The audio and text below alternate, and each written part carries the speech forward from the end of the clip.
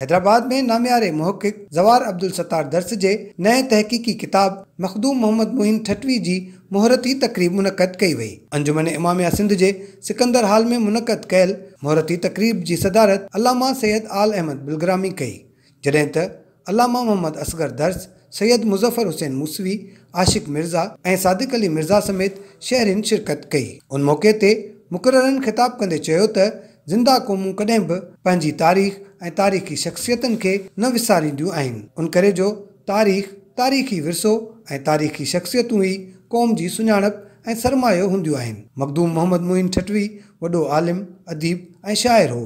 उन अदबी ऐं मज़हबी मैदान में तारीख़ी ख़िदमतूं सर अंजाम ॾिनियूं। ज़वार अब्दुल सत्तार दर्स जस लहणे मखदूम मोहम्मद मोइन ठटवी ते तहक़ीक़ करे नए नस्ल खे तमामु अहम तोहफ़ो ॾिनो आहे। नाले वारे मुहक़िक़ ज़वार अब्दुल सत्तार दर्स ख़िताब कंदे चयो त मखदूम मोहम्मद मोइन ठटवी कलोड़ा दौर जो उहो आलिम, शाइर ऐं अदीब हो जंहिं तारीख़ साज़ ख़िदमतूं सर अंजाम ॾिनियूं, पर अफ़सोस संदसि उन्हनि ख़िदमतनि खे नज़रअंदाज कयो वियो। अॼु मुंहिंजे जंहिं किताब जी तक़रीब रूनुमाई मुनक़िद थी आहे उहो बुज़ुर्ग सिलसिला नक्शबंदीअ सां तालुक़ रखंदड़ सिंध जी झूनो आलिम, अदीब, मुफ़क्किर ऐं शाइर मखदूम मोहम्मद मोइन ठटवी जी ख़िदमतुनि ते लिखियल निहायत ई मुख़्तसर किताब जो आहे।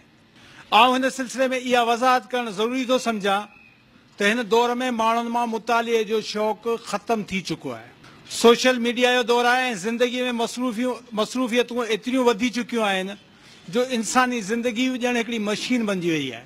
हुन चयो त हुन तहक़ीक़ ज़रिए पंहिंजी किताब में मखदूम मोहम्मद मोइन ठटवी जी ज़िंदगी ऐं कयल अदबी पोरे खे नरवार कयो आहे त जीअं असांजी ईंदड़ नस्ल खे असांजी उन तारीख़ी शख़्सियत बाबति ॼाण मिली सघे। मुहरती तक़रीब में मौलाना अला बचायो नासरी, मिर्ज़ा नजमुल हसन अहसन करबलाई, मोहम्मद वारिस अब्बासी ऐं ॿियनि पिणु ज़वार अब्दुल सत्तार दर्स जी हिन काविश खे तमामु घणो साराहियो।